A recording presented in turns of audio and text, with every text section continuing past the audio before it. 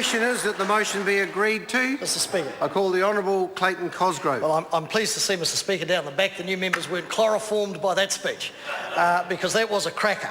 I commend the new minister. Unlike Mr Foss, he's grabbed his second piece of legislation and introduced it to the House. But I do make this point to the minister. This is an interesting one, because of course this bill in a different form was introduced by the Labor government in 2008 to modernise and simplify the government's arrangements with the Standards Council and Testing Laboratory Registration Council, separating their governance and technical advisory functions. So it was introduced in 2008. This crew comes into power, I think Mr Foss, or maybe, was it Mr Foss or maybe Mr Power, I'm not sure. The bill languished, or was canned by the government in 2012. And then after 6 years of reviews, discussions, interactions, reports, and a whole lot of other sort of hot air, we come back now to a piece of legislation that establishes a so-called independent statutory board to approve New Zealand standards, and finally this is being read in the House. Well, I've got to say to the new minister, he's better than the last guy, because we know that the last minister, his legislation sort of was like trying to pull barbed wire off a fence as his legislation sort of trundled through and was delayed and delayed. So I do commend the minister, not so much for the esprit de corps, the zing and the vibrancy of his speech on such a colourful topic as New Zealand standards, but I do commend him for bringing it into the House with some swiftness. But I need to ask him, and I'm sure he'll, or other speakers will advise us of this, after such a long gestation period, 6 long years of almost total inaction and except for a lot of hot air, why the expedited reporting date of 31 March? Now, it could be that the minister's decided, hey, this has sat around long enough, my predecessor let it gather dust and mould and other sort of biological bits of matter, and we're going to punch it through.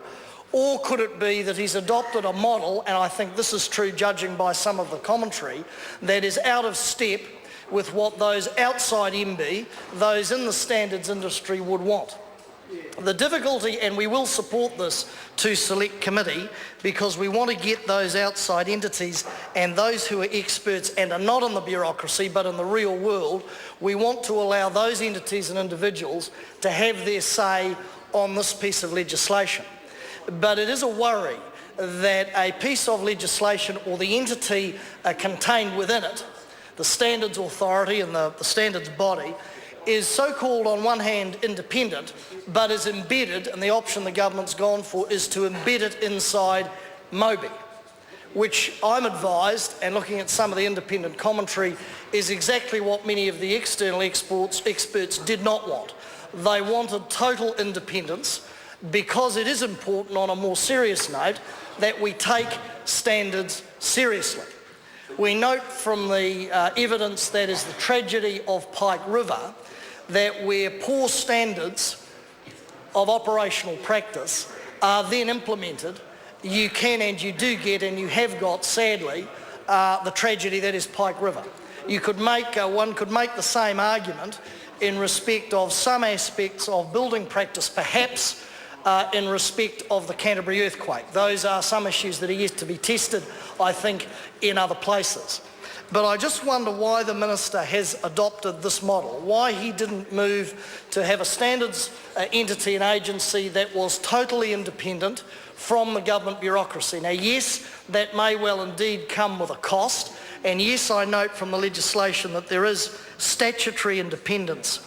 A statutory board, or establishes a new independent statutory board to approve New Zealand standards.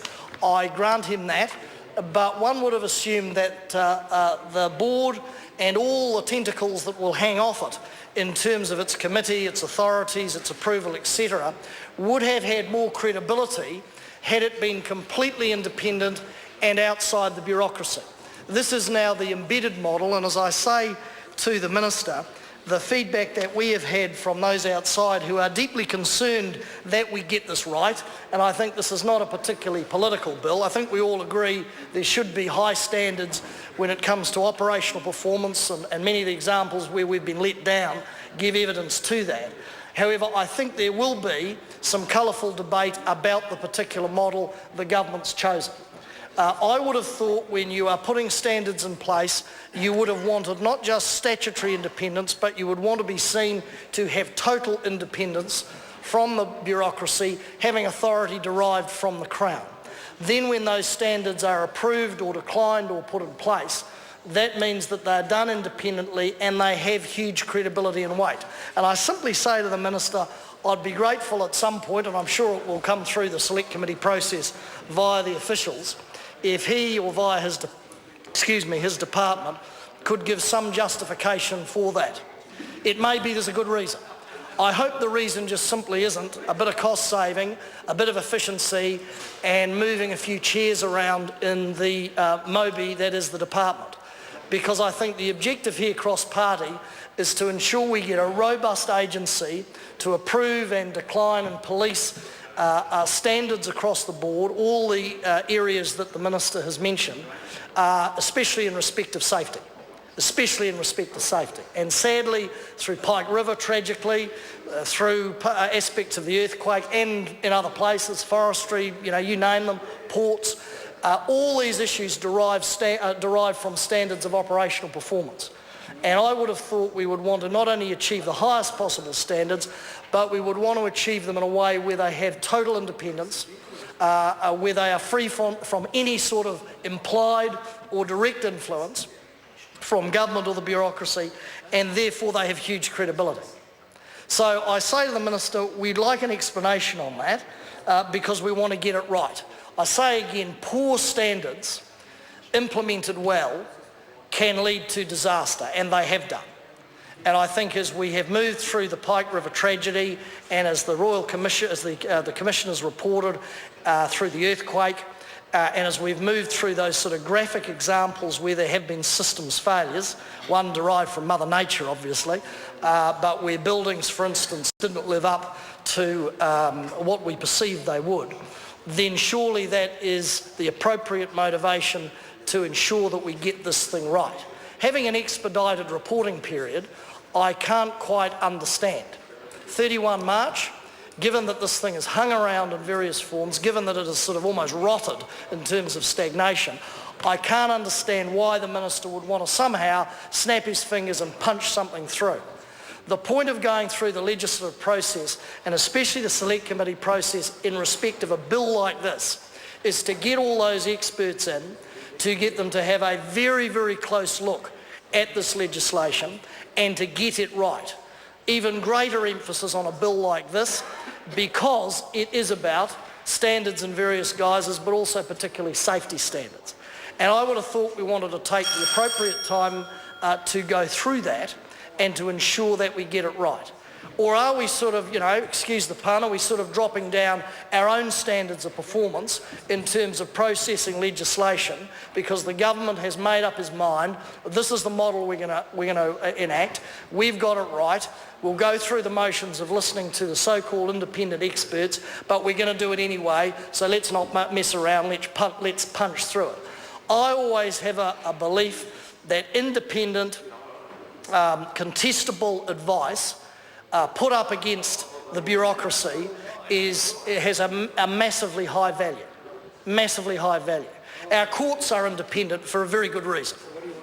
But this is about a standards agency setting and approving, which can be extremely controversial depending on what industry you're dealing with. And a heck of a lot of lobbying goes on.